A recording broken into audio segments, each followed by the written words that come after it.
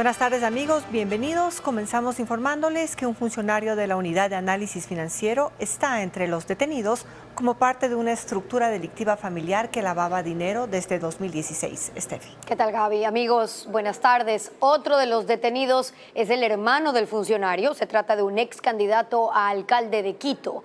La red habría lavado $9 millones.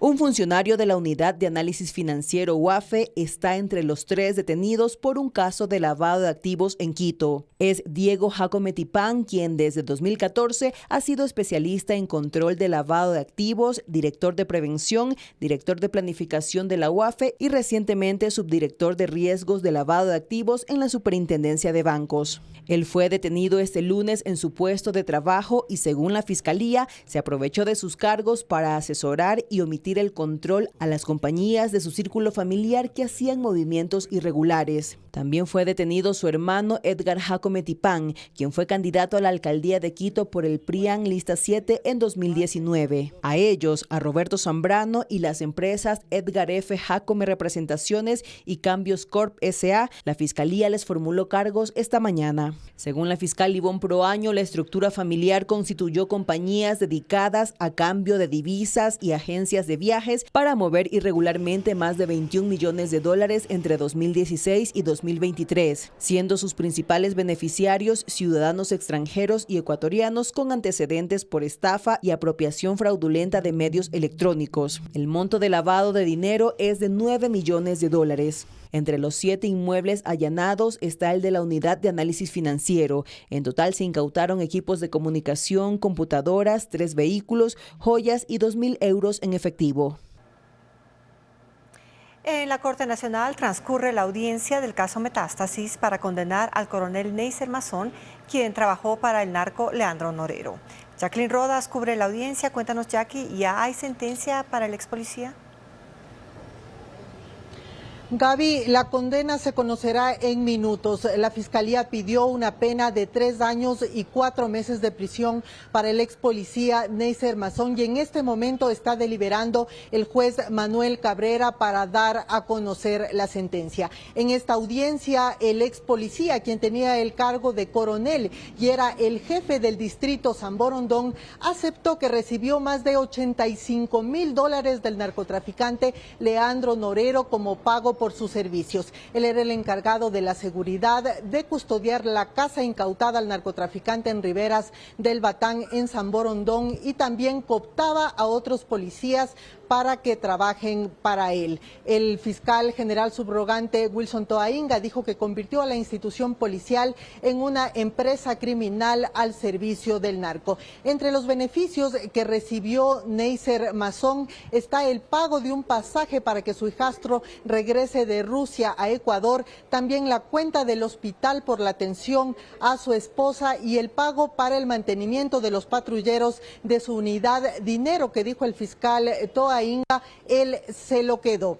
Además de la pena de prisión, él tendrá que pagar, si es que así lo acepta el juez en su sentencia, una multa y reparación superior a los $100.000. La pena de prisión que se ha pedido es la misma que ayer ya se otorgó al primer sentenciado del caso Metástasis, el policía Gabriel García. En las próximas horas se conocerá ya la sentencia y esto ocurrirá también en los siguientes días. Para mañana se espera el procedimiento abreviado de Eli Beangulo, alias Estimado, uno de los operadores del narcotraficante Leandro Norero, quien también aceptará su participación en el delito de delincuencia organizada en el caso Metástasis.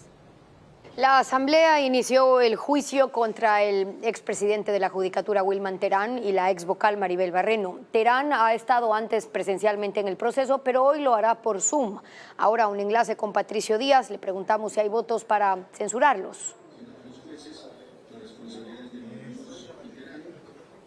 Se requieren 92 votos para la censura y hasta el momento hay 89 de acuerdo a lo que se conoce de las posturas de las organizaciones políticas. Es decir, faltarían 3 votos y esos votos deberían corresponder a la Revolución Ciudadana que todavía no ha decidido. Pero recordemos que ellos impulsaron el archivo de este juicio político contra Wilman Terán y también contra Maribel Barreno. Este proceso aquí en el Pleno de la Asamblea empezó 10 minutos antes de las 11 de la mañana. Intervino ya era el interpelante Jorge Peñafiel de Construye, quien resaltó las 3 acusaciones contra Wilman Terán y Maribel Barreno.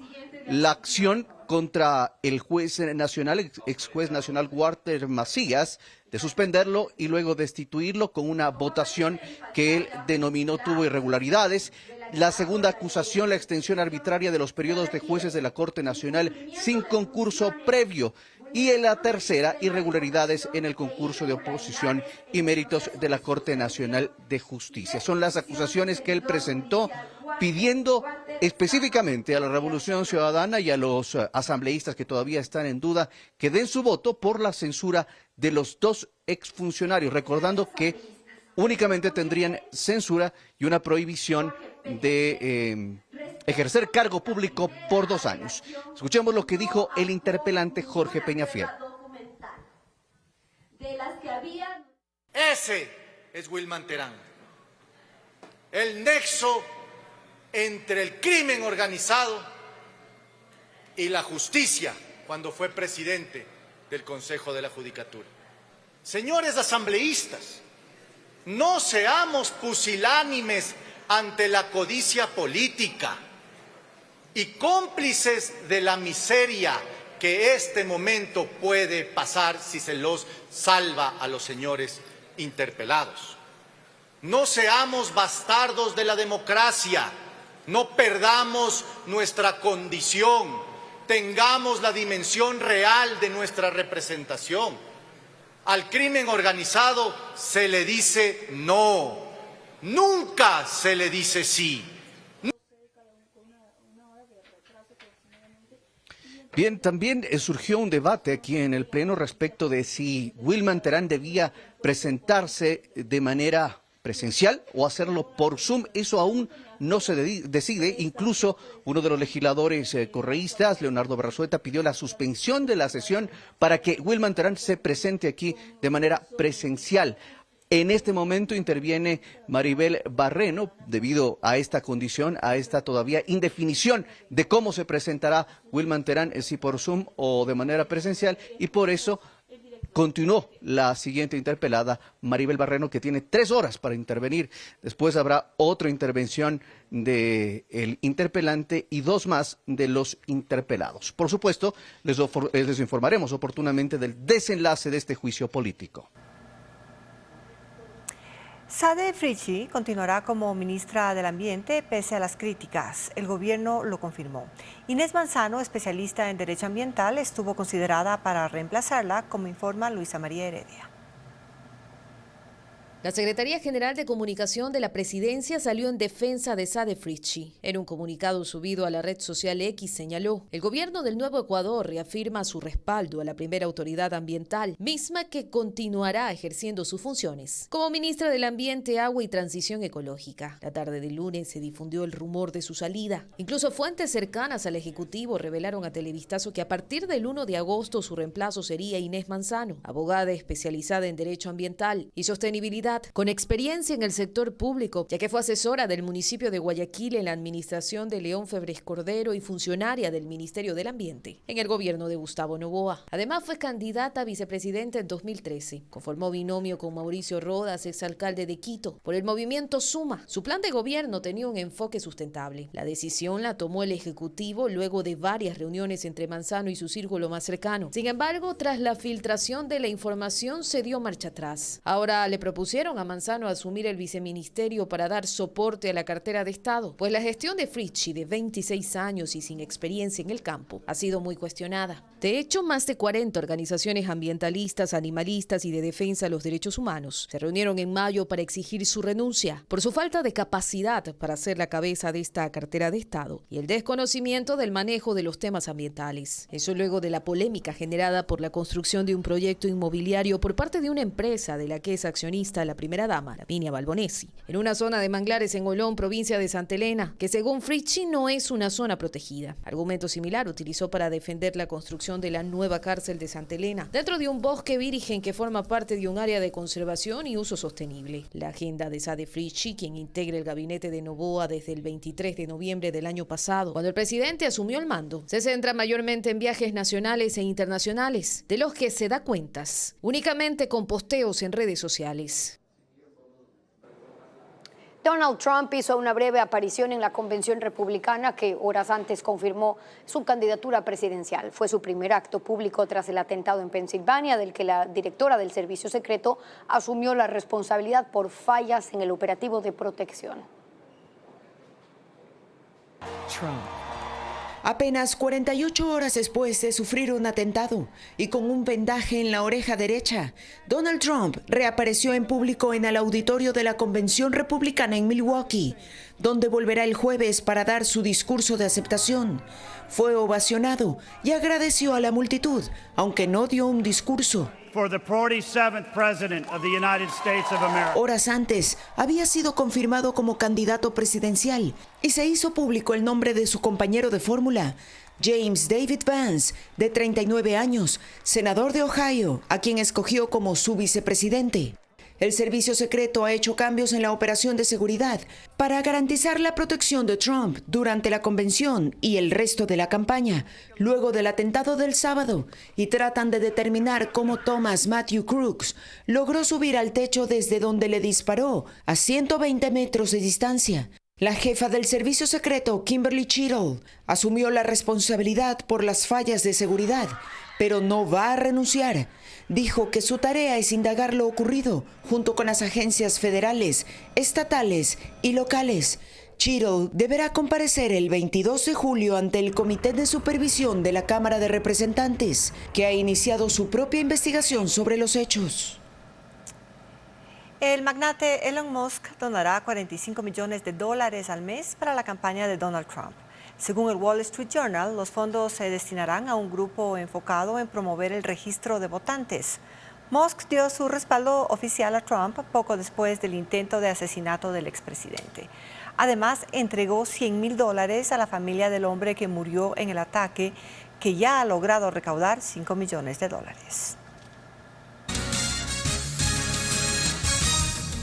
Las ciberestafas ya no solo se ejecutan por correos electrónicos o llamadas, ahora usan también mensajes de texto y esta modalidad se llama smishing, una nueva forma de hackeo que extrae los datos del usuario, como lo reporta ahora Vanessa Robles.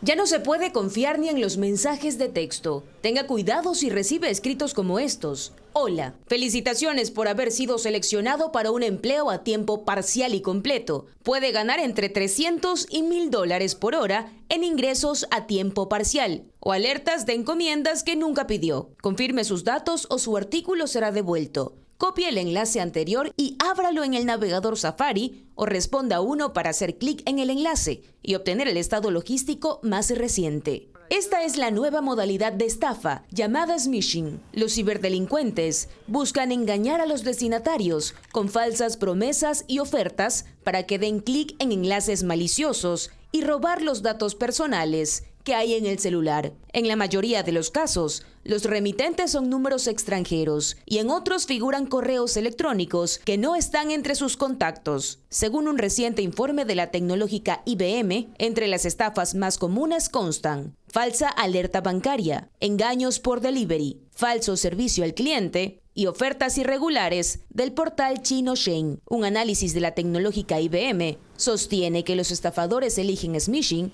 porque las tasas de clics de mensajes de texto oscilan entre el 8,9% y el 14,5%. Es mucho más alta que la de correos electrónicos, donde solo el 1,33% da clic. Cada día se producen entre 300.000 y 400.000 ataques por mensajes de texto en el mundo, según la especialista en ciberseguridad Proofpoint, que prevé que estos ciberfraudes aumenten. Los transportistas proponen la instalación de un sistema de alerta temprana para evitar robos, asaltos y extorsiones en las vías. El gobierno lo analiza, como reporta Paul Romero. Los transportistas proponen usar e implementar herramientas tecnológicas para evitar asaltos, robos, secuestros y extorsiones en las vías. Esto se discutió sin éxito en 2021, pero está en debate en las mesas de diálogo entre los gremios de transportistas y el gobierno por el incremento de la inseguridad. La propuesta consiste en instalar un GPS en todas las unidades de transporte con cámaras internas y externas, reconocimiento facial, botón de pánico, control de velocidad y monitoreo en tiempo real. La instalación de este sistema cuesta $800 por unidad y el servicio de monitoreo $20 mensuales, y lo hacen empresas privadas. La meta, según los transportistas, es instalar los dispositivos en 250,000 vehículos de transporte pesado, 13,000 vehículos de pasajeros interprovinciales e intercantonales y 15,000 camionetas. El 30% de estos vehículos tienen un dispositivo de rastreo. Los transportistas dicen que están dispuestos a comprar los sistemas de seguridad, pero si el gobierno complementa el control y vigilancia con el sistema del EQ911. Ellos pretenden que el costo de la plataforma tecnológica Espejo, interconectada con la Agencia Nacional de Tránsito y con el sistema de monitoreo del EQ911, sea asumido por el gobierno. El objetivo es que la policía y los militares den una respuesta inmediata apenas se activen los botones de pánico. En las mesas de diálogo, los delegados del gobierno se comprometieron a revisar la propuesta, pero nada se ha concretado hasta el momento. El botón de pánico simplemente no funcionaría si no hubiera todo el proyecto macro que nosotros ya lo hemos propuesto, pero con asignación de recursos, y por eso que siempre pedimos que este es el Ministerio de Economía y Finanzas.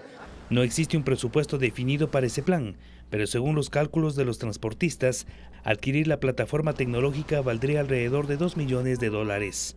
No se contempla contratar nuevo personal en el EQ911 o en la ANT. Sí demanda, en cambio, una mayor presencia policial y militar en las vías para atender las emergencias. El decano de Jurisprudencia de la Universidad Central del Ecuador, Ramiro García, cuestiona el borrador del reglamento para la selección del nuevo fiscal general del Estado. En entrevista en Contacto Directo aseguró que el elaborado por el Consejo de Participación Ciudadana y Control Social no ofrece ninguna garantía y busca una designación de forma discrecional. A Ramiro García, decano de la Facultad de Jurisprudencia de la Universidad Central del Ecuador, le llama la atención la discrecionalidad con la que considera se busca seleccionar al nuevo fiscal general del Estado. Dice que ese cargo no puede depender de poderes políticos o delictivos y con el borrador del reglamento preparado por el Consejo de Participación Ciudadana es lo que de alguna manera se pretende. La intencionalidad de tomarse la Fiscalía General del Estado, que sin duda es la joya de la corona, y por la que con seguridad va a ir la criminalidad organizada y sus operadores políticos. Y me parece pues que coherente con esos objetivos, pues se ha presentado un reglamento que lo que nos garantiza es opacidad y ninguna transparencia. Asegura que se intenta obstaculizar los mecanismos de impugnación al limitar las opciones para imputar la falta de probidad notoria de un postulante, imponiendo como condición una sentencia ejecutoriada o una resolución administrativa en firme. También considera que es un error eliminar la fase oral en el proceso de selección.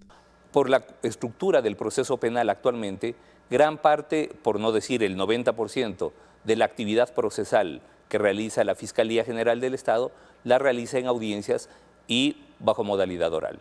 Por ello cuestiona que de los 100 puntos sobre los que se calificarán los aspirantes, según el borrador del reglamento, 50 puntos respondan a los méritos y los otros 50 a la prueba escrita. Y ya hemos visto el poco apego a la legalidad y a la ética con la que ha actuado el Consejo de Participación Ciudadana en sus últimas actuaciones, lo cual no nos genera ninguna confianza. García considera que tal como está redactado el borrador del reglamento, alejará a los mejores candidatos y lo volverá accesible para personas no idóneas. Llamar la atención a la necesidad de que los señores consejeros del Consejo de Participación Ciudadana actúen de manera independiente, seria y responsable. No podemos permitirnos un error más. Para una mayor transparencia en la selección, García propone la intervención de un grupo de juristas internacionales que no tenga relación con ningún postulante. A pocos días de que se cumpla el plazo para detener la producción petrolera del ITT, el Observatorio de la Política Fiscal advierte de las consecuencias económicas que tendría la pérdida de esos recursos. Además, le pide al gobierno requerir a la Corte Constitucional una extensión de los plazos para desmontar la producción del bloque 43. El 20 de agosto del 2023, un 59% de los electores resolvió que el crudo del ITT se mantenga bajo tierra. En la misma pregunta se determinó que el retiro progresivo y ordenado de toda actividad relacionada a la extracción de petróleo se daría en un término no mayor a un año desde la notificación de los resultados oficiales, y eso ocurrió el 31 de agosto. A 46 días de que se cumpla el año, no ha habido orden ni progresividad. Por el contrario, hay dudas y preocupación por lo que implicaría para el país la paralización de la producción del bloque 43. El Observatorio de la Política Fiscal enciende las alertas y relata que de enero a mayo de este año, del bloque 43, se extrajeron 8.2 millones de barriles que generaron ingresos por $544 millones al Estado.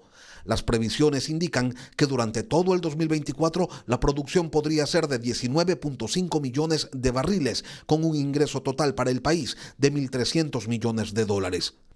Si se quiere establecer comparaciones, el observatorio la pone fácil. La pérdida de la producción del ITT equivale a incrementar el IVA del 15 al 18%, y aun si esto fuese posible, no compensaría la pérdida del ingreso de dólares al país. Esos 1.300 millones equivalen a 17 veces la inversión extranjera directa que recibió Ecuador en el primer trimestre del 2024. Pero ahí no termina la cosa, porque no explotar el ITT representa para el Ecuador una pérdida adicional de cerca de $2.700 millones, que es el monto invertido en infraestructura, más lo que se tendría que pagar por compensaciones sociales y el desmontaje de todo lo instalado en el bloque. A largo plazo, la no explotación del ITT supone dejar de percibir unos $13.000 millones. En lo estructural, la pérdida de estos ingresos al presupuesto general del Estado profundizará el déficit fiscal, dificultará la sostenibilidad de las cuentas públicas y la estabilidad macroeconómica. Ya en lo puntual, se complicará el pago de amortizaciones de la deuda pública, se profundizarán los atrasos en los pagos al IES, a los gobiernos autónomos descentralizados y a los proveedores del Estado. Por ello, el Observatorio de la Política Fiscal demanda al gobierno que solicite a la Corte Constitucional la ampliación del plazo para el cierre del ITT por lo menos en 5 años, tiempo que permitiría desmontar la producción del ITT de modo ordenado y conseguir fuentes alternativas de financiamiento para el presupuesto. El gobierno emitió el reglamento a la Ley para el Fortalecimiento Turístico y Fomento del Empleo. El documento contempla una serie de beneficios tributarios y regula otros, como la devolución del IVA a las personas de la tercera edad. Adriana Bermeo con el informe. El reglamento de la Ley para el Fortalecimiento Turístico y Fomento del Empleo fue publicado en el Registro Oficial. En el documento de 32 páginas y 51 artículos se delinean requisitos para acceder a beneficios tributarios y otros relacionados con el turismo que Televistazo detalla a continuación. La devolución del IVA a personas de la tercera edad contempla otro requisito que complicará su vida. Las facturas con las que se podrá acceder a este beneficio deberán ser de establecimientos que estén al día en la presentación y pago de sus declaraciones tributarias. Para que los comprobantes de emprendedores y negocios populares puedan utilizarse para la devolución, tendrán que presentar declaraciones mensuales a partir de su calificación. El SRI publicará la lista de negocios autorizados en su página web. Mientras esto no ocurra, se aplicará el reglamento vigente. Los transportistas podrán solicitar la devolución del IVA por la compra de tricimotos, siempre y cuando sean utilizadas para el traslado de pasajeros. Este beneficio también aplica en la adquisición de carrocería y chasis para buses de transporte público. La solicitud de la devolución del IVA se presentará en el SRI con los documentos que respalden la compra. El pago se hará 30 días después de hecho el pedido. Los automotores deberán prestar el servicio al menos durante 5 años. De lo contrario, el SRI reliquidará los valores devueltos en función del tiempo transcurrido. Los negocios turísticos tendrán una deducción adicional del 50% en el pago del impuesto a la renta por gastos destinados a seguridad. Están incluidos los pagos por la adquisición de sistemas de vigilancia electrónica y por la contratación de personal efectuadas en el 2024. El gobierno deberá coordinar con bancos y cooperativas del Sistema Financiero Nacional los lineamientos para que otorguen préstamos con tasas y plazos preferentes y establezcan condiciones de refinanciamiento para los operadores turísticos con deudas impagas. Los créditos deberán contemplar periodos de gracia y plazos extendidos para que puedan cumplir con sus obligaciones. Salvar la refinería de Esmeraldas es una prioridad de la nueva administración de Petroecuador. Hay un plan para mejorar la infraestructura y ampliar la planta. Francisco Garcés lo describe. En Petroecuador todos saben que el estado de la refinería de Esmeraldas no mejorará si no se hace una repotenciación total de la infraestructura que cumplió 47 años. El plan de Petroecuador se divide en 2 etapas. La primera es mejorar la infraestructura instalada y la segunda, que se debe ejecutar con una empresa especializada internacional, es instalar un tercer tren de refinación, pero de alta conversión para mejorar la capacidad de la planta y producir combustibles con estándares internacionales. En la primera etapa el objetivo será que la refinería recupere su capacidad para procesar 110,000 barriles diarios de petróleo. Para eso se debe intervenir casi toda la infraestructura.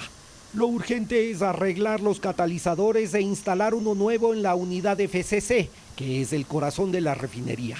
Ahí se producen los combustibles más livianos y de mejor calidad. Será limpiada por dentro y sus revestimientos resistentes al calor, equipos eléctricos y mecánicos serán reparados.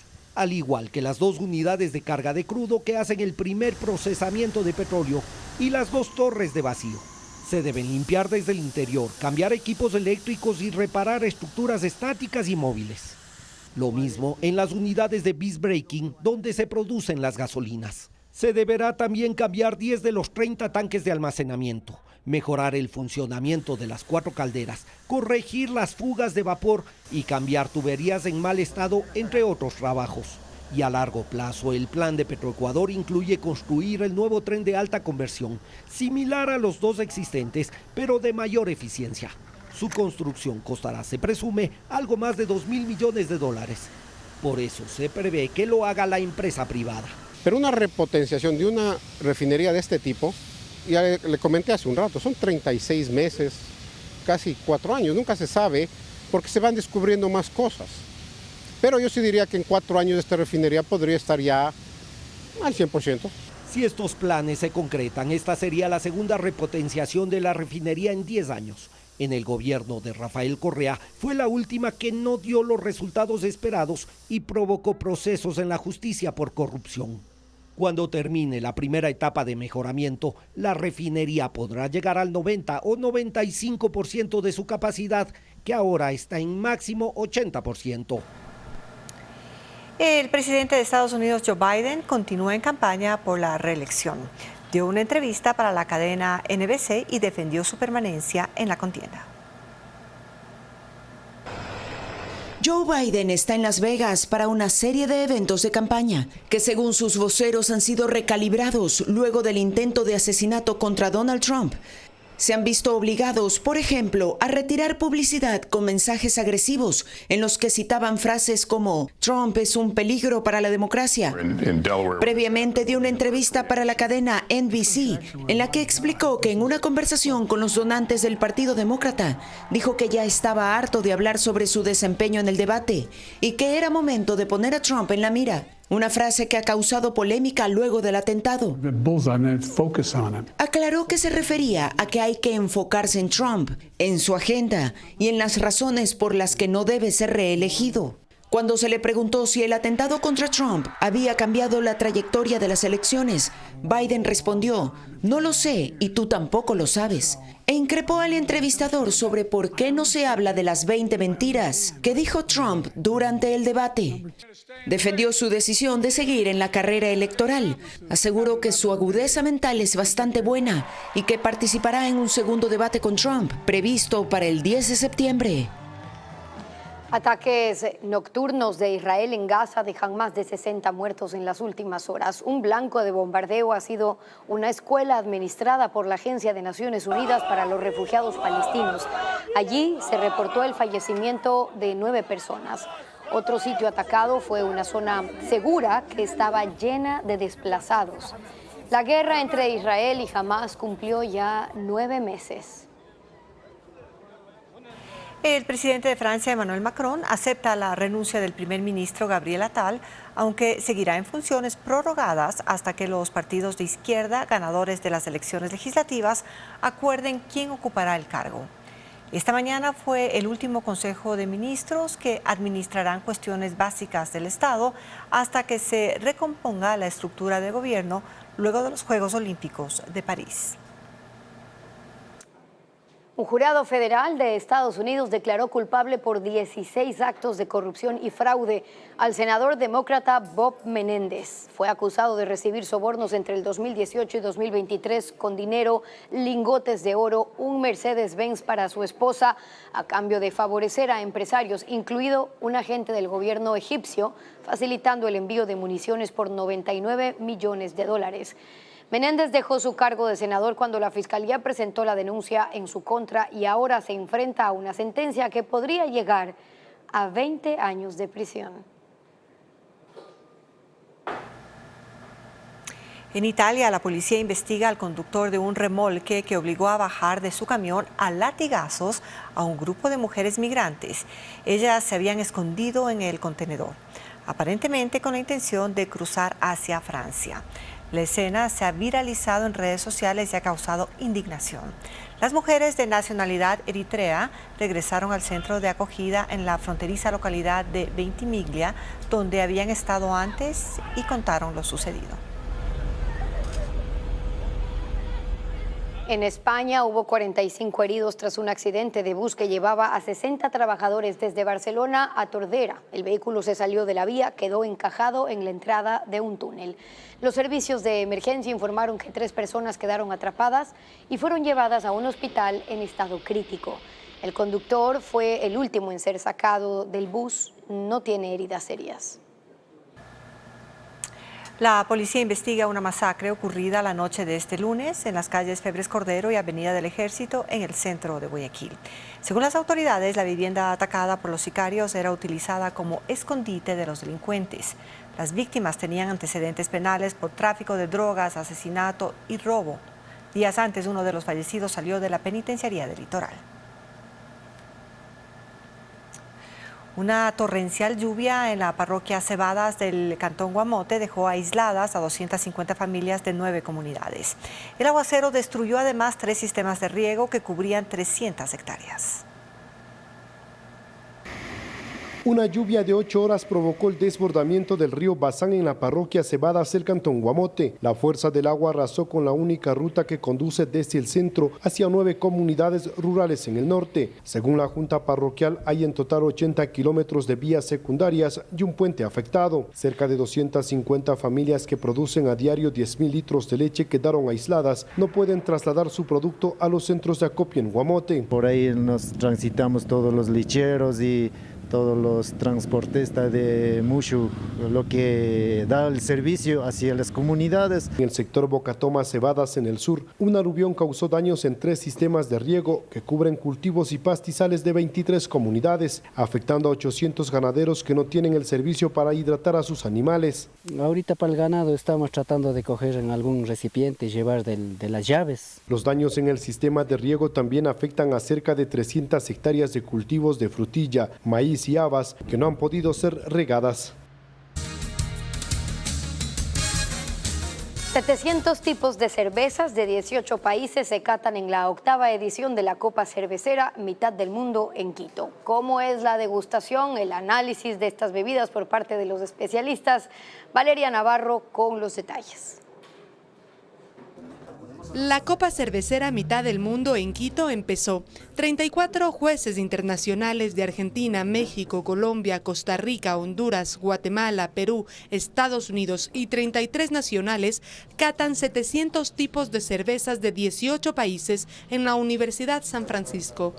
Las 700 muestras se guardan en un cuarto frío a 4 grados centígrados para que no se oxiden. Las botellas o latas están sin logo, tienen etiquetas en blanco con datos específicos. Ayudantes de universidades del país se encargan de sacarlas del congelador y ponerlas de 15 a 20 minutos en una refrigeradora, porque una cerveza debe temperarse un poco antes de servir para que perciba mejor su aroma y sabor. Al pasar a las mesas, las botellas o latas son cubiertas con franelas negras para que nadie sepa la marca. Los ayudantes colocan en copas cerveceras las bebidas y los jueces, que están divididos en grupos de cervezas negras, rojas, rubias o translúcidas, empiezan a probarlas. Al tomar la copa, los jueces mecen la bebida, luego la huelen, la observan en la luz y al beber un bocado exhalan el aire por la nariz para concentrar más del sabor en su boca. Tenemos los lúpulos, que son amarga, la malta, que es dulce, tenemos la levadura, que pueden producir notas de frutado o especies. Entonces la idea es para producir una cerveza que tiene un buen balance entre todos estos ingredientes que hace para hacerlo más tomable. En una computadora los jueces califican aroma, apariencia, sabor, sensación en boca, comparación de estilo, amargor, fermentación y equilibrio. Cada tipo de cerveza tiene estándares que cumplir. Las catas se realizarán hasta el jueves. Cada día los expertos probarán 30 cervezas. Para cambiar de una bebida a otra, deben tomar agua y comer galletas sin sabor. El nivel en Latinoamérica es muy alto. Hay muchas cervecerías de muy buena calidad que no tienen nada que envidiarle a las escuelas de Alemania, de Bélgica, de Estados Unidos. El sábado, en la mitad del mundo, los jueces darán a conocer los ganadores de mejor cerveza de la región, mejor cerveza de Ecuador y mejor cervecería artesanal. El florecimiento de árboles en la sierra se adelantó. Es julio y ya se puede ver vivos colores de cholanes, arupos y cepillos que adornan plazas y parques. Diego Puente hizo un recorrido.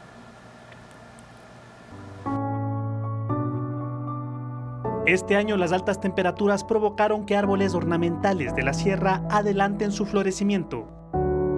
El intenso rosado de los arupos gana espacio en las calles de Quito, sobre todo en el centro norte. Es un árbol originario de Loja y se ha extendido por todo el callejón interandino. Es una de las especies que florece de agosto a septiembre todos los años. Sus hojas caen y solo quedan en sus ramas sus flores. Por la altitud del árbol, que llega hasta 9 metros, este espectáculo llama la atención desde lejos. Inspiró en años anteriores campañas para elegir al rey de la temporada. Hay otras especies llamativas. El cholán, que también se impone por su amarillo intenso. Su flor en forma de campana mide de 3 a 5 centímetros y atrae a insectos polinizadores como las abejas. Sus ramas fuertes son el refugio perfecto para aves de la capital. En otras ciudades como Ambato, Riobamba, Cuenca y Loja, estos árboles nativos se mezclan en los parques con especies introducidas como el jacarandá, originario de Brasil, pero ahora se encuentra en toda Sudamérica. En la sierra se adapta mejor en valles templados como el de Cumbayá, cerca de Quito. Otro árbol que florece en esta temporada es el cepillo, traído de Australia y que forma un denso manto verde en el que destacan sus destellos rojos.